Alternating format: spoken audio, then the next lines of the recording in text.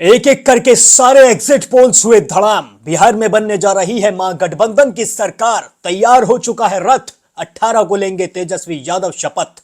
आदाब, नमस्कार, सत श्री अकाल। Peace to be with you दोस्तों। मेरा नाम है जुनैद भाटी और आप देख रहे हैं द न्यूज फीवर।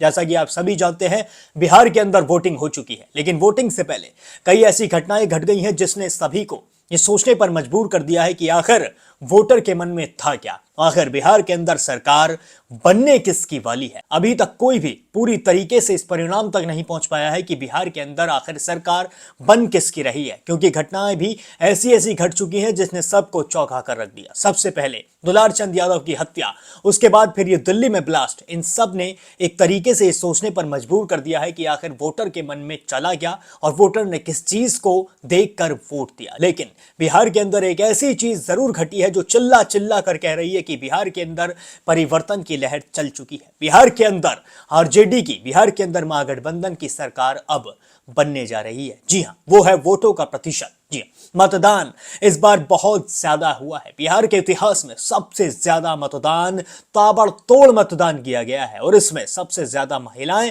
और युवा शामिल है। जब महिलाएं और युवा वोट देने के लिए आते हैं तो हमेशा यह माना जाता है, जब ज्यादा तादाद बढ़ जाती है इन लोगों की वोट देने के लिए, तो हमेशा यह माना जाता है कि अब इस राज्य में सरकार बदलने वाली है, इस राज्य में सत्ता बदलने वाली है। इस राज्य के लोगों ने ठान लिया है कि अब वो परिवर्तन लाना चाहते हैं और यही चीज बिहार के अंदर होती हुई दिखाई भी दे रही है। बिहार के अंदर पहले फेस में जो वोटिंग का प्रतिशत निकला वो निकला था 65%। जी हां, जिसके बाद ये उम्मीद लगाई जा रही थी कि हो सकता है दूसरे फेस में वोटिंग प्रतिशत कम हो जाए, लेकिन ये वोटिंग प्रतिशत दूसरे फेस में कम होने की जगह उल्टा बढ़ गया। जी हां, ये 65 से 68 से लेकर 70% तक दूसरे फेस के अंदर पहुंच गया और फिर उसके बाद ये कयास लगाने और भी ज्यादा बढ़ गए कि अब बिहार के अंदर परिवर्तन की लहर आ चुकी है। लेकिन हम लोगों को यह भी मानना होगा कि दूसरे फेस में जेडीयू के खाते में ज्यादा वोट गई हैं, जेडीयू को लोगों ने ज्यादा सपोर्ट किया है। नीतीश कुमार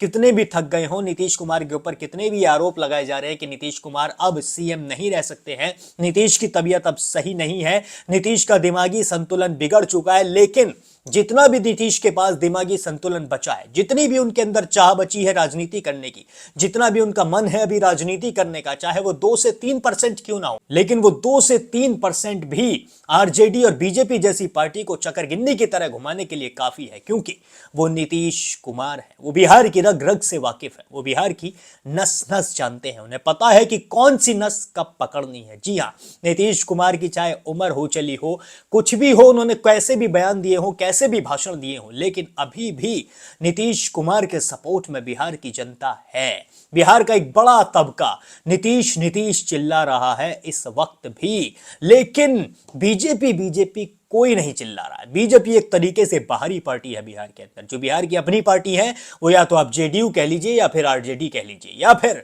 जो नई पार्टी बनकर आई है जनसुराज, वो भी बिहार की अपनी पार्टी मानी जाती है, लेकिन उसके खाते में ज्यादा मामला नहीं जाता हुआ दिखाई दे रहा है। एग्जिट पोल्स के मुताबिक जनसुराज को 0 से लेकर 5 तक ही सीटें दिखाई दे रही हैं, लेकिन बिहार की जनता के अनुसार जनसुराज भी इस बार हो सकता है कि कुछ सीटें निकाल ले। लेकिन बहुत सारी चीजें ऐसे भी निकल कर आ रही हैं जो चिल्ला चिल्ला कर कह रही हैं कि प्रशांत किशोर ने बहुत मेहनत की है, प्रशांत किशोर ने इस बार कुछ करके दिखाया है, तो उनका रिजल्ट उन्हें मिलने भी वाला है। लेकिन 14 तारीख को, कल ये साफ हो जाएगा कि बिहार में किसकी सरकार बनने वाली है। 14 तारीख को ये साफ निकल कर आ जाएगा कि बिहार में किसने सरकार बनाई है।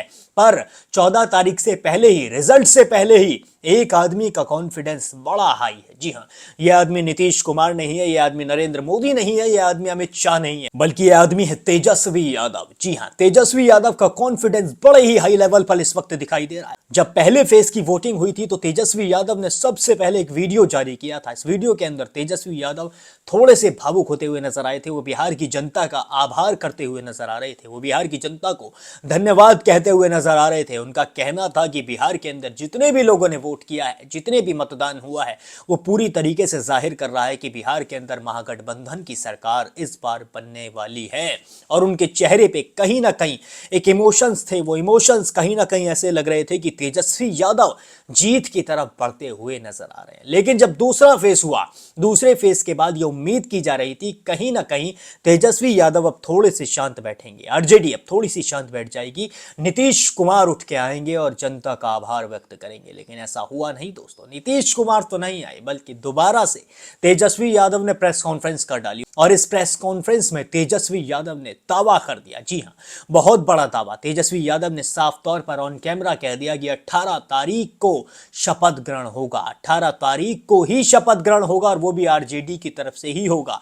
14 तारीख को सरकार बन जाएगी महागठबंधन की, ऐसा दावा तेजस्वी यादव ने ऑन कैमरा कर दिया है। तो कहीं ना कहीं इतना बड़ा दावा करने के पीछे कुछ तो है। जब तेजस्वी यादव इतने कॉन्फिडेंस के साथ कहते हुए नजर आ रहे हैं कि बिहार के अंदर अब सरकार बदलने वाली है, बिहार के अंदर अब महागठबंधन की सरकार बनने वाली है, तो इससे साफ तौर पर अंदाजा लगाया जा सकता है कि कुछ तो है जो होने वाला है। जी हां, तो वहीं एग्जिट पोल्स, जितने भी एग्जिट पोल्स निकल कर आए हैं, जो एग्जिट पोल्स एनडीए को बहुत ज्यादा बढ़त दिखा रहे हैं, 170, 160, 180 के करीब पहुंचा रहे हैं। और कुछ लोग तो ऐसे भी हैं जो ज्यादा ही समर्थन में हैं, जो ज्यादा ही प्यार कर रहे हैं एनडीए से, उन्होंने तो 200 पार कर दिया है। जी हां, 243 सीटें हैं बिहार के अंदर और 200 से पार एनडीए को दे दी, यानी कि आरजेडी को 40 से 43 के बीच में ही निपटा दिया। 40 भी क्या कह लीजिए आप, 35 से 38 के बीच में ही निपटाया, बाकी अदर्स को दे डाली है। ये तो बहुत ज्यादा ऐसे व्यक्त हो रहा है जैसे पता नहीं कितना प्यार वो एनडीए से करते हैं, जबकि ये होना नामुमकिन है। जी हां, एनडीए को इतनी सीटें मिलना इस बार बिहार में नामुमकिन है। मैं ऑन कैमरा कह रहा हूं कि बिहार में एनडीए को इतनी सीटें किसी भी कीमत पर मिल ही नहीं सकती हैं। इस बार